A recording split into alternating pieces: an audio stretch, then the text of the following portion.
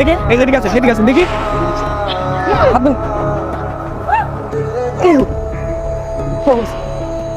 ইয়া ঠিক আছে আপনি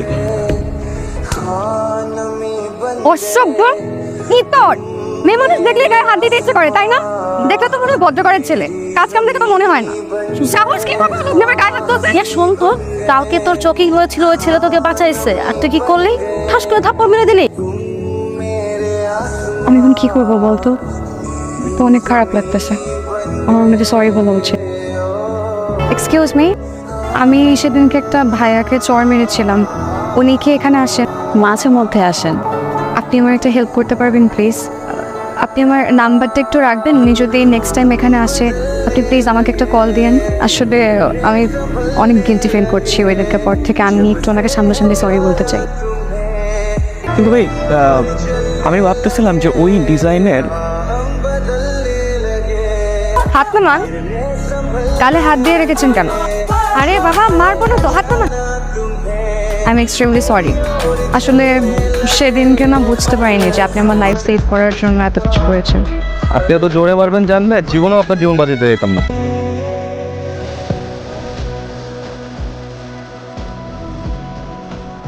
কত কাজ পড়ে আছে, দেখো তো তুই কাকে দেখাবি? আসসালামু আলাইকুম আন্টি, আমি রিয়া। কি সুন্দর, কি মা তোমার হাত খালি কেন?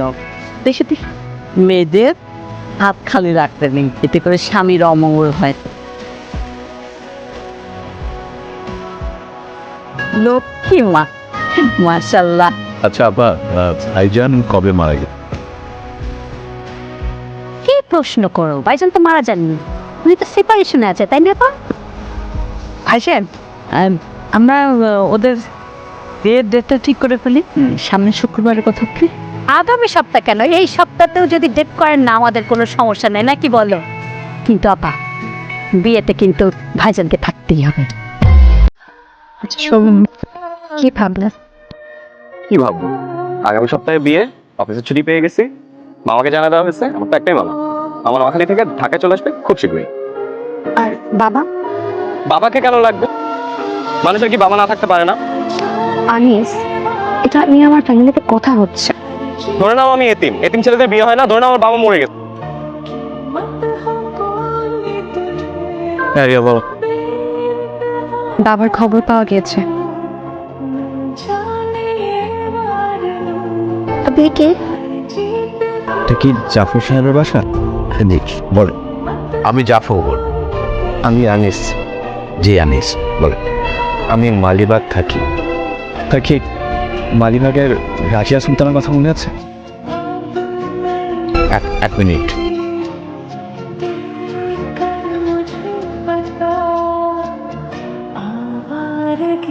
তুমি আমার ঠিকানা পেলে কোথায়? তোমার মা দিয়েছে না? এত বছর পর কি কারণে এখানে আসতে হলো? আমি আপনার ছেলে, আপনি আমার বাবা। আমি আমার বাবাকে খুঁজতে আসছি, এখানে উদ্দেশ্য কি থাকতে পারে? উদ্দেশ্য তো অবশ্যই আছে, তা নাহলে তুমি এত বছর পর আমার সামনে এভাবে কেন এসে দাঁড়াবে? হ্যাঁ, মানে চাচ্ছ যে আমার উত্তরাধিকার হতে এসব হবে না? আমার এখন একটা পরিবার আছে, আমার এরকম একটা পাস্ট আছে, তোমার মতো একটা ছেলে আছে, বা আগে একটা পরিবার ছিল। এটা যদি জানাজানি হয়ে যায় তাহলে আমার ছেলে মেয়েদের ভবিষ্যৎটা কী হবে? তুমি একবার কি চিন্তা করে দেখেছ? আমি তোমাকে হাত জোর করে অনুরোধ করছি, তুমি প্লিজ এখান থেকে যাও। আমি কি জারজ সন্তান? আমি তো জারজ না, আমার তো মাও আছে, আমার তো বাবাও আছে, আমি কেন পিতৃ পরিচয় দিতে পারবো না? ভয় নাই, আমি আপনার সম্পত্তি নিতে আসি নাই, আপনার কিন্তু দেখতে আসছিলাম যে বাবা জিনিসটা কেমন, বাবা পিতা নাকি বাবা মিতা, বাবা কিভাবে আদর করে, বাবা কিভাবে শাসন করে। আমি এখানে কেন আসছিলাম জানেন? সামনে আমার বিয়ে, আমি ভাবছিলাম যে বিয়ের দিন অ্যাটলিস্ট বাবা আমার সাথে 10টা মিনিট থাকো। মাকে অনেকবার আপনার কথা জিজ্ঞেস করতে, মা কিচ্ছু বলে না, কখনো বলে না।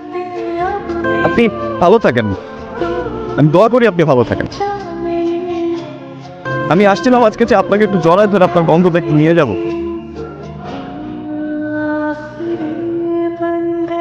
কি রে, কি হয়েছে বাবা? আজকে আমি তোমার সাথে দেখা করতে গেছিলাম, জানতে চাও আমাকে? এই জন্যই আমি তোকে নিষেধ করেছিলাম দেখা করতে।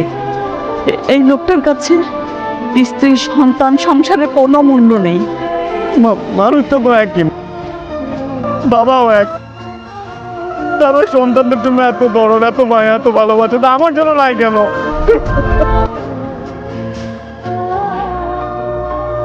আজ পবিত্র দিনে আমরা একটা শুভ কাজে বসছি। জনাব আরিয়া চৌধুরী, পিতা মারুফ আহমেদ, মাতা শারমিন আহমেদ 10,01,000 টাকা দেনমোহর ধার্য করিয়া বলুন মা কবুল।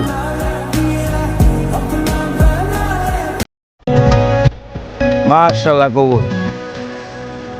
জনাব আনিস চৌধুরী, বাবা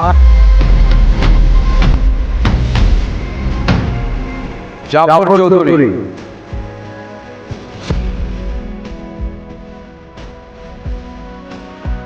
মাহির, চলো বাসায় চলো, চলো বাবা, আসো। বাবা,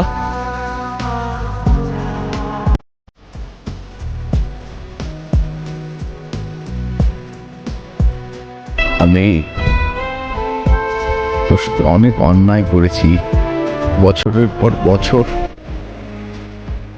তোকে বাবার স্নেহ থেকে বঞ্চিত করেছি। তোর সাথে, তোর মায়ের সাথে পারলে আমাকে মাফ করে দিস বাবা। বাবা, আপনাকে ক্ষমা করার মতো স্পর্ধা আমার নাই। আপনি আজকে আসছেন, আমি খুব খুব খুশি হয়েছি বাবা।